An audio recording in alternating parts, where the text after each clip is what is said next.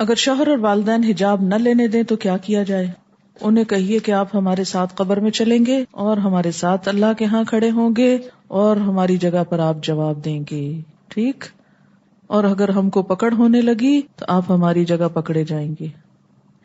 آپ کو معلوم ہے نا وہ روایت کہ ایک عورت اپنے ساتھ 4 مردوں کو جہنم میں لے کے جائے گی. باپ، شوہر، بیٹا، بھائی. کیا ہم باقی سارے کام ان کی مرضی سے کرتے ہیں؟ نہیں.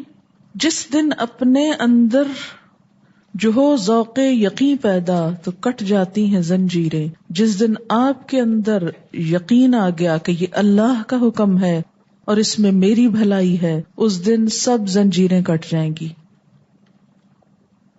اور جب تک یہ نہیں آتا تو آپ اپنی زنجیر میں خود بندھے ہوئے ہیں.